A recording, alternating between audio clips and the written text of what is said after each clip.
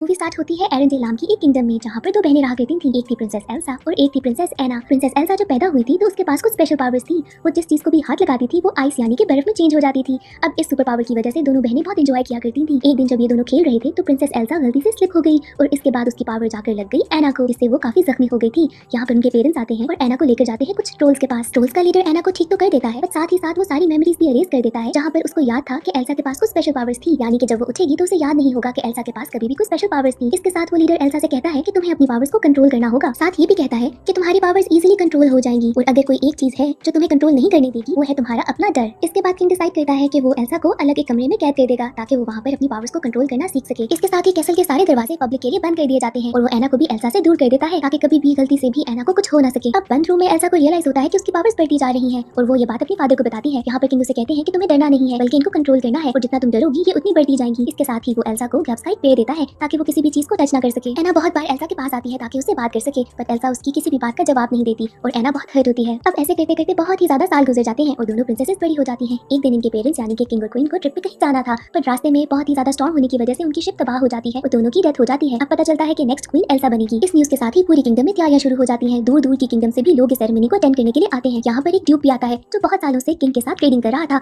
और वो इसी इंतजार में था कि कोई मौका मिले और उसे पता चल सके कि कैसल के अंदर बेसिकली चल क्या रहा है। अब एना तो बहुत ही ज्यादा खुश थी क्योंकि फाइनली वो बहुत सारे लोगों से मिलेगी। इतने सालों में कैसल में बंद होने की वजह से वो बहुत अकेली हो गई थी और फाइनली वो दोस्त बना सकेगी। दूसरी तरफ एल्सा तो बहुत ही ज्यादा डर रही थी कि कहीं उसकी पावर्स का लोगों को ना पता चल जाए और ऐसे ही वो किसी को हर्ट ना कर दे। फाइनली कॉर्नेशन का डे आ जाता है और कैसल के दरवाजे पब्लिक के लिए खुल जाते हैं। एना सबसे पहले बाहर निकलती है जहाँ पर वो बहुत सारे लोगों को देखकर बहुत खुश होती है। यहाँ पर उसका सामना होता है एक और किंगडम के प्रिंस हान से और यहाँ पर ये दोनों इतने क्लोज हो जाते हैं कि इन दोनों को एक दूसरे से प्यार हो जाता है। दूसरी तरफ हम देखते हैं कि कॉर्नेशन की सेरेमनी के लिए प्रीस्ट एल्सा से कहता है कि अपने ग्लव्स उतार दो ताकि वो होली ओर को पकड़ सके। एल्सा अपने ग्लव्स उतार के जब इनको पकड़ती है तो वो देखती है कि वो भी बर्फ में चेंज हो रहे हैं और इसी वजह से वो फौरन उनको वापस रख देती है। अब एना दोबारा से एल्सा के क्लोज होने की कोशिश करती है पर एल्सा उसे अपने करीब नहीं आने देती। इस बात से एना बहुत ही ज्यादा दुखी हो जाती है, पर यहाँ पर उसे प्रिंस हांस मिल जाता है और ये दोनों टाइम स्पेंड करने के लिए बाहर चले जाते हैं। ये दोनों बहुत एंजॉय करते हैं जहाँ पर प्रिंस हांस एना को प्रपोज कर देता है। इस बात से तो एना बहुत खुश होती है और प्रिंस हांस को फौरन ही हाँ कर देती है।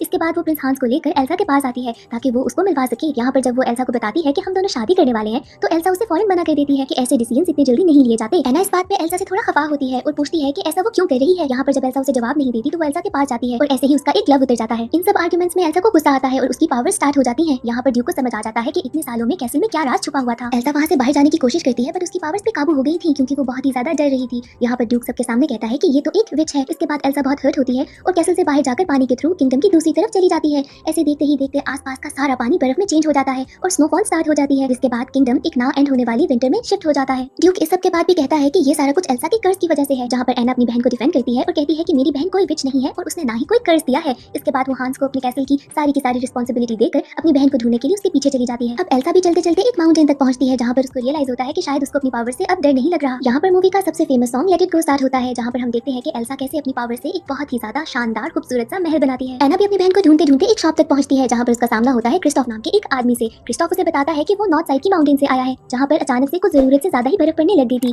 एना इस बात से समझ आती है कि एल्सा वहीं पर होगी और ये आदमी ही उसे वहाँ तक पहुँचा सकता है। क्रिस्टोफ उसे बताता है कि उसका काम था बर्फ बेचने का, पर इतनी ज्यादा बर्फबारी की वजह से उसका काम बहुत स्लो हो गया है और ना ही उसके पास पैसे हैं सप्लाईज खरीदने के लिए। एना उसे कहती है कि मैं तुम्हें सप्लाईज खरीद दूंगी और मुझे ये भी पता है कि इतनी ज्यादा बर्फबारी को कैसे रोकना है, बट इसके लिए तुम्हें मुझे नॉर्थ लेके जाना होगा। इस बात के लिए तो क्रिस्टोफ रेडी हो जाता है और ये दोनों उसके रेनडियर के साथ चले जाते हैं। अब रास्ते में एना उसे पूरी स्टोरी बताती है कि कैसे वो हांस से शादी करना चाहती थी बट उसकी बहन ने मना कर दिया। अब यहाँ पे तो क्रिस्टोफ भी उसकी बहन से एग्री करता है और उसे कहता है कि मुझे भी यही लगता है, तुम्हारी बहन ठीक कह रही थी, किसी को जाने बगैर ऐसे इतनी जल्दबाजी में शादी तो नहीं करनी चाहिए, तुम्हें उसे पहले कुछ जान लेना चाहिए। अब अचानक से यहाँ पे रेनडियर रुक जाता है और कुछ आवाजें आने लगती हैं। यहाँ पे पता चलता है कि कुछ वेयरवुल्व्स यहाँ पर पास ही हैं। इन सबसे बचने के लिए क्रिस्टोफ अपनी स्लेज को एक क्लिफ से दूसरी क्लिफ पर जंप करवाता है। अब यहाँ पर क्रिस्टोफ, उसका रेनडियर और एना तो बच जाते हैं पर उसका स्लेज नीचे गिरकर तबाह हो जाता है। यहाँ पर नॉर्थ माउंटेन करीब ही थी और ये लोग आगे पैदल सफर तय करते हैं। थोड़ी ही दूर आगे जाने के बाद इनको एल्सा का बनाया हुआ एक स्नोमैन मिलता है जिसका नाम है ऑलिव। एना ऑलिव से कहती है कि हमें एल्सा तक ले जाओ क्योंकि इस बदलते हुए मौसम को ठीक करने के लिए एल्सा के पास जाना बहुत जरूरी है। ऑलिव भी यहाँ इस बात से एग्री करता है और बताता है कि मैं भी समर्स एंजॉय करना चाहता हूँ, पर इन्हें कहता है कि मेरे साथ चलो। दूसरी तरफ किंगडम में एना का घोड़ा अकेला जब वापस आता है तो हांस देखकर समझ आता है कि शायद एना किसी खतरे में है और वो उसको बचाने के लिए निकलने का सोचता है। यहाँ पर ड्यूक अपने 2 आदमी उसके साथ भेजता है जिनको उसने ऑर्डर्स दिए थे कि एल्सा को मार देना। दूसरी तरफ एना, क्रिस्टोफ और ऑलिव पहुंच गए थे एल्सा के कैसल पे जहाँ पर एना अकेले अंदर जाती है। वो एल्सा को कहती है कि देखो सीजन बहुत खराब हो गया है और हर तरफ बहुत ही ज्यादा स्नोफॉल होने लग गई है, तुम्हें वापस आके सब कुछ ठीक करना होगा। एल्सा उसे कहती है कि मैं अपनी पावर्स पे कंट्रोल नहीं कर सकती और कुछ भी अब ठीक नहीं होगा। एना उसको बहुत कोशिश करती है कि मना ले बट एल्सा उसकी बात नहीं मानती।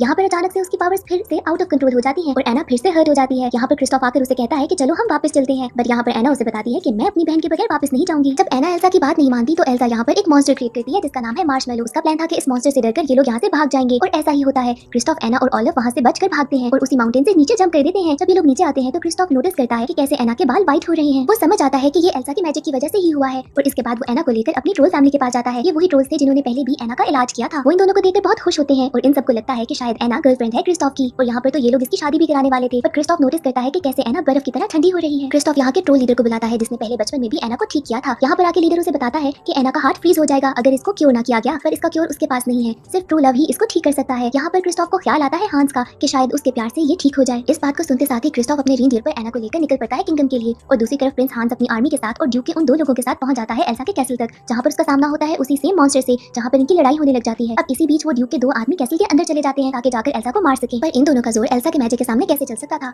एल्सा अपने मैजिक से इन दोनों को रोक लेती है। यहाँ पर इससे पहले कि वो इन दोनों को मार देती, प्रिंस हांस अंदर आता है और एल्सा को रोकता है। वो कहता है कि इन दोनों को मत मारो, अगर तुमने इन्हें मार दिया तो लोगों को यकीन हो जाएगा कि तुम एक विच हो और एक मॉन्स्टर हो, इसीलिए तुम रुक जाओ। अब एल्सा तो रुक गई थी, पर यहाँ पर एक आदमी एक तीर चलाता है जिससे एल्सा के ऊपर का एक बहुत बड़ा सा शैंडलियर नीचे गिरता है और एल्सा बेहोश हो जाती है। जब एल्सा की आंख खुलती है तो वो खुद को एक प्रिजन में पाती है और वो अपनी किंगडम में वापस आ चुकी थी। वो विंडो से बाहर देखती है तो हर चीज बर्फ में चेंज हो चुकी थी। यहाँ पर प्रिंस हांस आता है एल्सा के पास और उसे कहता है कि इस विंडो को ठीक कर दो, पर यहाँ पर एल्सा भी उसे यही बताती है कि उसे नहीं पता कि इसको ठीक कैसे किया जा सकता है। हांस वहाँ से चला जाता है। दूसरी तरफ क्रिस्टोफ एना को लेकर वहाँ तक पहुंच चुका था। वो वहाँ के नौकरों को कहता है कि एना को ले जाओ और हांस तक पहुंचा दो और वो खुद वहाँ से वापस निकल पड़ता है। वो थोड़ा दुखी था। एना जब प्रिंस हांस के पास आती है तो उसे बताती है कि कैसे अगर वो ठीक ना हुई तो वो बर्फ में चेंज हो जाएगी और सिर्फ उसकी किस ही उसे बचा सकती है। यहाँ पर हांस उसे किस करने से मना कर देता है और कहता है कि उन दोनों के बीच में सच्चा प्यार तो था ही नहीं। वो उसे बताता है कि ऐसे तो वो सिर्फ शादी करके यहाँ का किंग बनना चाहता था और चाहता था कि इस किंगडम को भी वो ही हैंडल करे और उसका प्लान अब भी ऐसा ही है कि एल्सा से विंटर्स को चेंज करवा के एल्सा को मार देगा। यहाँ पर एना उसे मना करती है कि तुम एल्सा की पावर्स के सामने टिक नहीं सकोगे, पर यहाँ पर हांस उसे रूम में छोड़कर वहाँ से चला जाता है। अब हांस ड्यूक और बाकी सारे लोगों के पास जाता है और बताता है कि कैसे एना मर चुकी है, पर उसके मरने से पहले उन दोनों ने शादी कर ली थी और वो इस सब का ब्लेम देता है एल्सा को और बताता है कि कैसे सच में वो एक विच है और उसे मार देना चाहिए। ड्यूक और बाकी सब लोग किंगडम की हालत देखकर उसकी बात पे यकीन कर लेते हैं और मान जाते हैं कि एल्सा को मार देना चाहिए। दूसरी तरफ जब हांस एल्सा को लेने के लिए जाता है तो वो देखता है कि उसने जेल को तोड़ दिया है और वहाँ से भाग गई है।